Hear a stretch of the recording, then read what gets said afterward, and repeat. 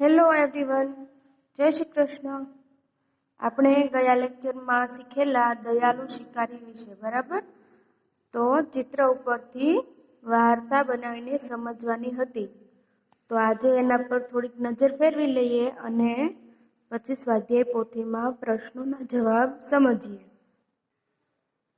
તો ચિત્ર પ્રમાણે ચિત્રમાં સૌથી પહેલા શું દેખાય છે કે એક જંગલમાં હરણ દોડી રહ્યું છે. પછી બીજા ચિત્રમાં દેખાય છે કે એક ઝાડની પાછળ એક શિકારી બેસીને હરણની સામું જુએ છે. ત્રીજા ચિત્રમાં દેખાય છે કે શિકારીએ હરણની ઉપર બંદૂક તાકી છે. પછી ચોથા ચિત્રમાં દેખાય છે કે હરણ ઉપર બંદૂકમાંથી ગોળી ફોડી છે. પછી પાંચમા ચિત્રમાં છે કે હરણીએ એક નાના એવા બચ્ચાને જન્મ આપ્યો છે. અને છઠ્ઠા ચિત્રમાં છે કે શિકારી હરણીની પાસે જાય છે અને બચ્ચાને જુએ છે અને એને રોતી જોઈને શિકારીને દયા આવી જાય છે. પછી સાતમા ચિત્રમાં છે કે શિકારી હરણીને હોસ્પિટલ એટલે કે પ્રાણીઓની જે હોસ્પિટલ હોય એમાં લઈ જાય છે. પછી આઠમા ચિત્રમાં છે કે પ્રાણીઓના હોસ્પિટલમાંથી લઈ શિકારી હરણીને જંગલમાં છોડીને આવે છે. બરાબર, આવું આપણે ગયા લેક્ચરમાં સમજેલા. હવે આપણે આજે સ્વાધ્યાય પોથીમાં એના પ્રશ્નોના જવાબ ઉકેલીએ. ओके, तो प्रश्न 1, निम्नलिखित प्रत्येक प्रश्न के उत्तर के लिए दिए गए विकल्पों में से सही विकल्प चुनकर उसका क्रम अक्षर प्रश्न के सामने दिए गए बॉक्स में लिखिए. तो एक सवाल आप्यो होय, नीचे 2-4 ऑप्शन आपेला होय, एमांथी जे ऑप्शन योग्य बेसतो होय जवाब तरीके ए ऑप्शन बाजुमां आपेला बॉक्समां लखवानुं छे. बराबर छे? तो सौथी पहलो सवाल है, जंगल में शिकारी ने एक खाली जगह को देखा. तो ऑप्शन मांथी बकरी, हिरनी, लोमड़ी अने सियारीन, आटला 4 ऑप्शन मांथी कयो ऑप्शन आपने चित्रवार्ताना आधारे साचो लागे छे? तो के हिरनी, शिकारीए एक हरणी ने जोईती. बराबर, तो अहींया बॉक्स में लखवानुं छे ऑप्शन बी. पछी बीजो सवाल है, शिकारी एक खाली जगह के पीछे छिप गया. तो ऑप्शन मांथी शुं साचो जवाब छे? तो के पेड़. शिकारी एक झाड़नी पाछळ संताई गयो तो ने, तो ऑप्शन बी मां पेड़ छे, तो एना जवाबमां आवशे ऑप्शन बी. तो अहींया लखवानुं छे ऑप्शन बी. पछी त्रीजो सवाल, हिरनी निशाने की खाली जगह में आ गई. तो शुं आवे? सीध में. निशानो ज्यां लगावेलो तो एने सीधाड़मां आवी गई ने, એટલે सीध में. तो ऑप्शन ए. પછી ચોથો સવાલ, पशु पक्षी के बच्चों को खाली जगह कहते हैं. तो पशु पक्षीना नाना बाळको होय એને હિન્દીમાં શાવક કહેવાય. તો ऑप्शन डी. અહીંયા ऑप्शन डी લખવાનું. પછી પ્રશ્ન 5, डॉक्टर ने घाव पर खाली जगह लगाया. तो मरहम लगाया. तो ऑप्शन सी. અહીંયા લખવાનું सी. હવે પ્રશ્न 2, कोष्टक में से उचित शब्द चुनकर रिक्त स्थानों की पूर्ति कीजिए. रिक्त स्थान એટલે કે ખાલી જગ્યા. અહીંયા ઓપ્શન આપેલા છે થોડાક અને એના લગતા 5 સવાલ આપેલા છે. તો 5 સવાલમાંથી કયો જવાબ ખાલી જગ્યામાં બંધ બેસે એ લખવાનો છે. પહેલો પ્રશ્ન, शिकारी के पास एक खाली जगह थी. तो के बंदूक थी. बीजो सवाल, शिकारी शिकार करने के लिए खाली जगह में गया. तो के जंगल में गया. तीजो सवाल, शिकारी ने एक खाली जगह हिरनी देखी. तो के मोटी ताजी. शिकारी को बहुत खाली जगह हुआ. तो के पछतावा. पछी खाली जगह से हिरनी को आराम मिला. तो के इलाज से. डॉक्टरे एनो इलाज कर्यो એટલે એને આરામ થયો ને, થોડુંક સારું લાગ્યું, એટલે इलाज से हिरनी को आराम मिला. હવે પ્રશ્ન 3, सही वाक्यांश चुनकर विधानों को पूर्ण कीजिए. એટલે અહીંયા એક અડધું વાક્ય અધૂરું વાક્ય આપ્યું હોય એનો બાકીનો વાક્ય 3 ઓપ્શન તરીકે આપ્યું હોય, તો જે બંધ બેસતું ઓપ્શન હોય એ લખવાનું છે.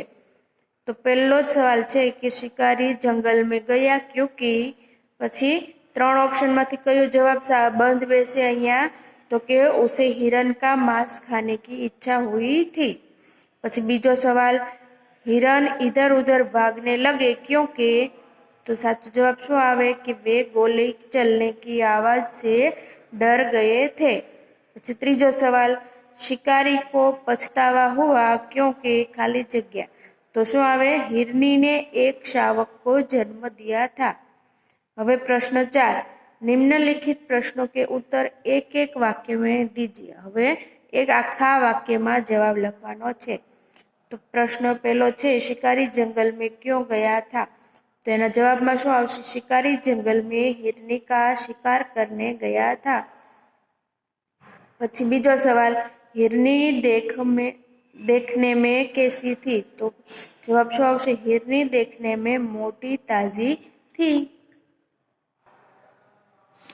હવે ત્રીજો સવાલ, शिकारी की गोली हिरनी को कहाँ लगी थी? तो जवाब आवशे, शिकारी की गोली हिरनी की टांग में लगी थी। પછી ચોથો સવાल, क्या देखकर शिकारी को पछतावा हुआ? तो कि हिरनी ने एक छोटे शावक को जन्म दिया था और गोली लगने पर हिरनी की आंख में आंसू बह रहे थे। यह देखकर शिकारी को पछतावा हुआ। पांचवा सवाल, शिकारी हिरनी को कहाँ ले गया? तो जवाब में आवशे, शिकारी हिरनी को पशुओं के अस्पताल ले गया। પછી છઠ્ઠો સવાલ, हिरनी को आराम कैसे मिला? तो આપણે પાઠમાં શું સમજ્યા હતા કે अस्पताल में हिरनी का इलाज हुआ, उससे हिरनी को आराम मिला।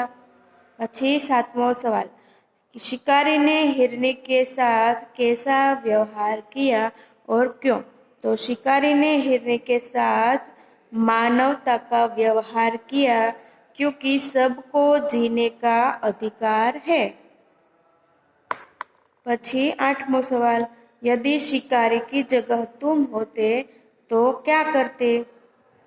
તો પોતાની મૌલિકતાથી તમારે લોકોએ જવાબ લખવાનો છે, પણ ઉદાહરણ તરીકે આવો જવાબ હોઈ શકે એમ હું તમને સમજાવવા માટે આનો જવાબ કહું છું કે शिकारी की जगह हम होते तो हम भी जख्मी हिरनी को अस्पताल लेकर जाते। પછી પાંચમો સવાલ, शिकारी ने हिरनी को कैसे बचाया? तो शिकारी हिरनी को जंगल से थोड़ी दूरी पर आए पशु के अस्पताल लेकर गया। वहां डॉक्टर ने हिरनी की टांग में से गोली निकाली और घाव पर मरहम लगाया जिससे हिरनी को आराम मिला। इस प्रकार शिकारी ने हिरनी को बचाया। હવે આપણે જે પાઠ સમજતા એ જ રીતે અહીંયા બીજી એક વાર્તા આપવામાં આવી છે। તો પહેલા ચિત્રમાં શું દેખાય છે કે એક તળાવ છે, તળાવમાં પાણી સાવ થોડુંક જ છે, સુકાઈ જવા આવ્યું છે, બરાબર, અને બે હંસ છે અને એક કાચબો છે અને બંને વાતો કરે છે, એટલે એવું લાગે, દેખાઈ રહ્યું છે કે એ લોકો મિત્ર હોઈ શકે। પછી બીજામાં શું છે કે હંસ ઉડી રહ્યા છે, હંસના મોઢામાં લાકડી છે અને કાચબાએ લાકડી પકડી છે। પછી ત્રીજામાં, અને માણસો કાચબા અને હંસની સામે જોઈ રહ્યા છે। પછી ત્રીજામાં શું દેખાય છે કે કાચબાએ મોઢામાંથી લાકડી મૂકી દીધી અને નીચે પડી ગયો। તો ચાલો આના આધારે આપણે વાર્તા समझवानी છે कि एक तालाब था, उसमें एक कछुआ रहता था, वह बहुत बातूनी था। वहीं दो हंस भी रहते थे, वे उसके अच्छे मित्र बन गए थे। एक साल वहाँ बरसात बहुत कम हुई, तालाब का पानी सूखने लगा। हंसों ने कछुए के साथ दूसरे तालाब पर जाने का निश्चय किया। वे एक लकड़ी ले आए और उसका एक एक सिरा अपनी अपनी चोंच में पकड़ लिया। बीच का भाग कछुए ने अपने मुंह से पकड़ लिया। हंसों ने कछुओं से कहा, भाई तुम रास्ते में बोलना मत, बोलोगे तो लकड़ी मुंह से छूट जाएगी और तुम नीचे गिर पड़ोगे। तो શું આપણે સમજ્યા કે એક તળાવ હતું, મેં જેમ આપણે જોયું આગળ, મેં જેમ શીખવાડ્યું સમજાવ્યું એ રીતે પહેલા ચિત્રમાં દેખાય છે કે એક તળાવમાં સાવ ઓછું પાણી છે અને એમાં હંસો અને કાચબાઓ રહે છે. કાચબો હતો એ બહુ બાતુની થાય એટલે કે ખૂબ બાતુડિયો હતો. ખૂબ એને વાતો કરવાની ટેવ હતી. પછી વરસાદ ઓછો થયો એટલે તળાવનું પાણી સુકાઈ ગયું તો હંસોએ ઉડીને બીજા તળાવમાં જવાની નક્કી કર્યું. તો કાચબાને સાથે કઈ રીતે લઈ જવો? તો એક લાકડી લઈ આવ્યા અને બંને હંસોએ લાકડીને પોતપોતાના મોઢામાં લાકડીના બંને છેડા દોનો સિરે યાની બંને છેડા પકડ્યા અને લાકડીને વચ્ચોવચ્ચથી કાચબાએ મોઢામાં પકડી લીધો. આ રીતે એ લોકો એક જગ્યાએથી બીજી જગ્યાએ જતા હતા. પછી હંસોએ કાચબાને શું કહ્યું? કાચબાને બહુ બોલ કરવાની ટેવ હતી ને, એટલે હંસોએ કાચબાને કહ્યું કે તું બહુ વાતો નહીં કરતો. જો વાતો કરવા જઈશ તો મોઢું ખુલશે અને મોઢામાંથી લાકડી છૂટી જશે અને તું પડી જઈશ. પછી આગળ જોઈએ. दोनों हंस कछुए को लेकर उड़ने लगे. रास्ते में एक गांव आया. गांव के लोग इस प्रकार कछुए को लेकर उड़ते हुए हंसों को देखने के लिए जमा हो गए. लोगों को देखकर कछुए से चुप रहा ना गया. उसने बोलने के लिए मुंह खोला. उसी समय लकड़ी उसके मुंह से छूट गई और वह जमीन पर गिर पड़ा और मर गया. तो जे रीते हंसोए ना पाड़ी थी એ રીતે કાચબાભાઈ તો કંઈ માને નહીં. એમને તો બોલ કરવાની ટેવ હતી ને, તો બોલવા જે માણસો ભેગા થયા હતા એમને જોવા માટે એની સાથે બોલવા કાચબાએ મોઢું ખોલ્યું અને મોઢું ખોલતાની ભેગો જ કાચબો જમીન પર પટકાઈને પડ્યો અને ભટકાવાથી માથું ફૂટી ગયું અને મરી ગયો. બરાબર. હવે આના લગતા આપણે સવાલ જોઈએ.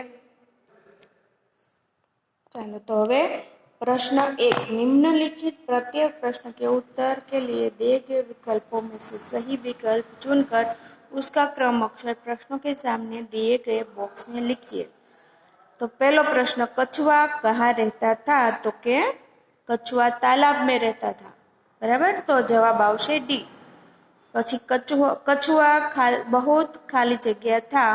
तो के એને વાતો કરવાની ટેવ હતી ને, તો વાતુડિયાને હિન્દીમાં શું કહેવાય? બાતુની.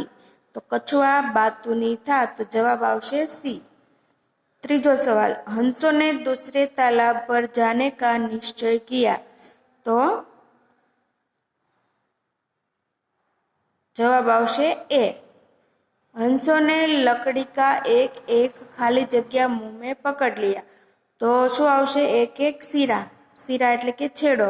હંસોએ બંને હંસોએ પોતપોતાના મોઢામાં લાકડીના બંને છેડા પકડ્યા ને, છેડા એટલે સીરા. તો જવાબ આવશે ઓપ્શન સી. પાંચમો સવાલ, हंसों ने कछुए को बोलने से मना किया. तो बोलने कया ऑप्शन में છે કે ઓપ્શન ડી. तो जवाब आवशे ऑप्शन डी. પછી प्रश्न 2. कोष्टक में से उचित शब्द चुनकर रिक्त स्थानों की पूर्ति कीजिए. तो पहलो सवाल, तालाब में एक खाली जगह रहता था. तो के कछुआ. बीजो सवाल, 2 हंस कछुए के खाली जगह थे. तो के मित्र थे. પછી ત્રીજો સવાલ, एक साल बरसात बहुत खाली जगह हुई. तो के कम हुई. थोड़ो ओछो वरसाद पड़्यो ने એટલે कम. ओछो એટલે कम.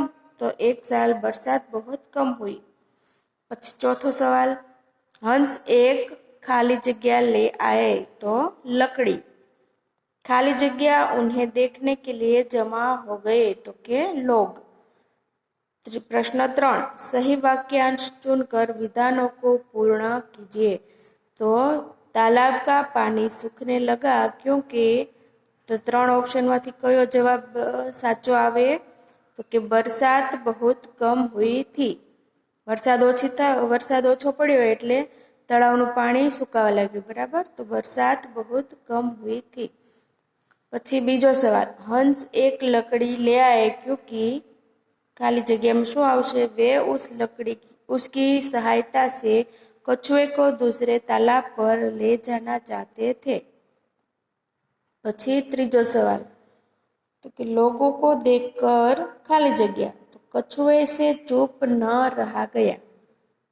પછી પ્રશ્ન 4, निम्नलिखित प्रश्नों के उत्तर एक एक वाक्य में लिखिए। पहलो सवाल, कछुए की क्या आदत थी? तो कछुए को बहुत बातें करने की आदत थी।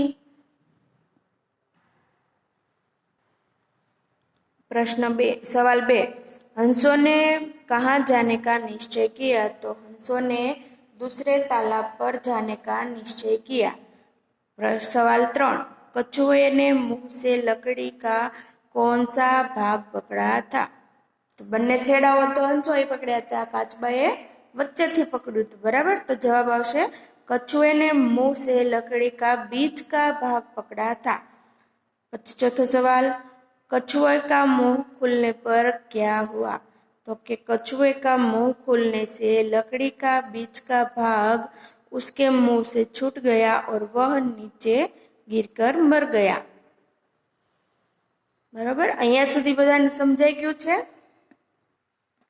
ओके, तो हवे आगळनो जे छे स्वाध्याय पोथीमां ए આપણે કાલે સમજશું। અને તમારું હોમવર્કમાં શું કરવાનું છે કે આજે જે સ્વાધ્યાય પોથીના પાના નંબર 6, 7, 8 અને 9 એ આપણે સમજ્યા એ સારા અક્ષરે સ્વાધ્યાય પોથીમાં લખવાનું રહેશે, બરાબર? Thank you.